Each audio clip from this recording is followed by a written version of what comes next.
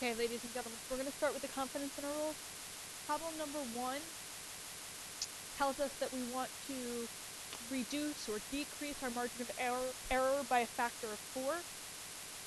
The thing to remember here is that if we want to reduce by a factor of 4, because we take the square root of our sample size, that factor that we're reducing by has to be squared. So in order to get our sample size up to snuff, to make that 1/4, we have to remember to square that factor. Next question. This is an interpretation problem. By this point, I expect that you can all correctly identify the interpretation that is correct and incorrect. So I'm not even going to give you any hints on that.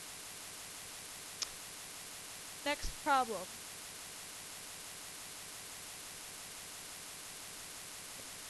We are asked to create a confidence interval. So it's a 98% confidence interval, so we need to find an appropriate z-star value. For 98% confidence, that means we want 0.98 in the middle. That leaves 2% left over. That 2% is 0.01 in either tail, and we need to correctly identify the z-star that goes with that.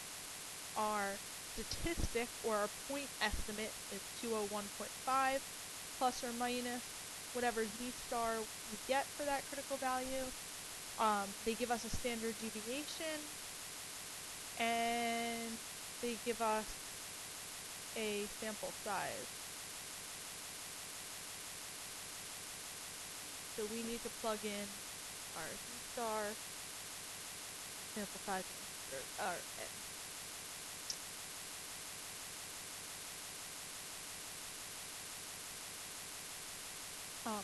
Number 2 is very similar to the first problem that we looked at, where they tell us that we want to reduce the error by 1/10. So in order to account for that, we need to square that factor. So we need to remember to square that factor that we want to reduce by in calculating the appropriate sample size. The next problem. Carlos plans to use a test for the difference between two population proportions, P1 and P2. The random sample he collects, drawn from very large populations of both above 50 and have sizes N1 and N2. His null hypothesis is that P1 minus P2 equals 0. This is important. Based on that null hypothesis, we can pool the data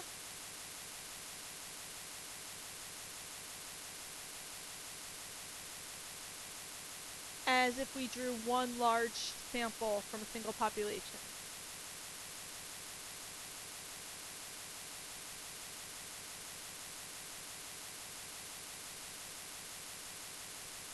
And because of that technique, we are then able to use a different formula for the proportion. Okay, and so using that fact that we're able to pool the data as basically one large sample from a single population will tell us which of these is the appropriate formula. The next problem. Which of the following statements is true? These are all, you just need to go through and identify whether each statement is true or false. Okay? I expect that you would know all these at this point, so I'm not going to give you any hints beyond that. Next question. 900 high school freshmen were randomly selected for a national survey. Among survey participants, the mean GPA was 2.7 and standard deviation was 0.4. What is the margin of error? Notice that they've only asked us to calculate the margin of error, not a confidence interval. Remember, the margin of error is going to be a z or a t-star. Because the sample size is so large, 900 is a very large sample size, we can approximate the t-distribution with a z-distribution. So we can use a z-critical here. Large sample means that we can approximate with the normal distribution.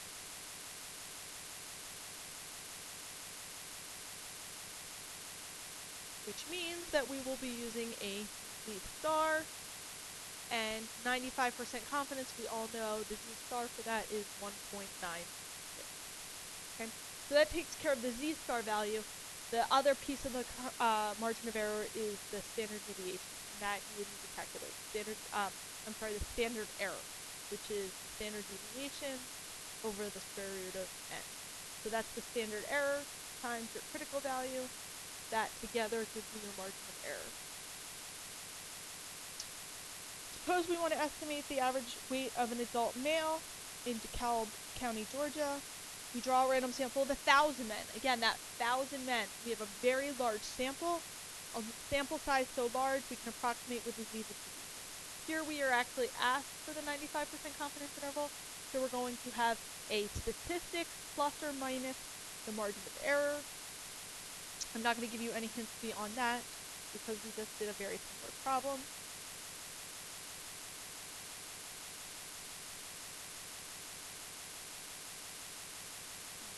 The next one is a proportion problem. Okay, proportion problems will always do z-stars. Here we are not just setting up the confidence interval, we actually need to get the range. So 99% confidence, we know that the z-star critical for that is 2.575. And the rest of the information that we will need will come right from the problem. It's going to be p hat plus or minus z-star times the square root of p hat times 1 minus p hat over n.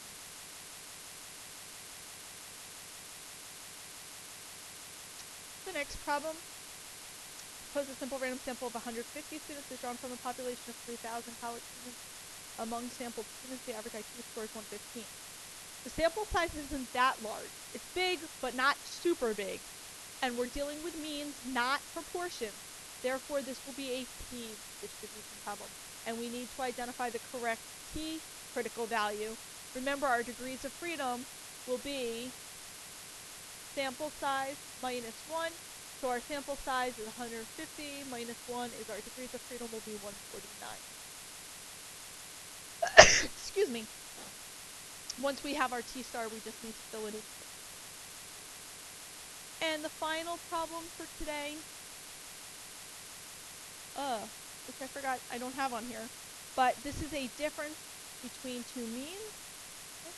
Difference between two means will be a t-distribution problem. So we need to find our t-star value. For the last problem, you need a t-star.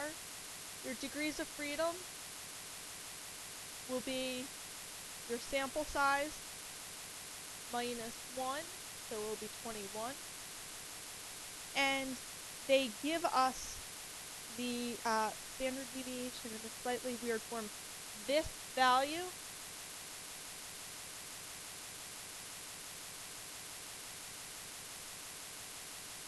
that is your standard deviation difference. Okay? So you just take that and divide it by your n minus 1. Take the square root of that. That concludes the hints for this homework assignment.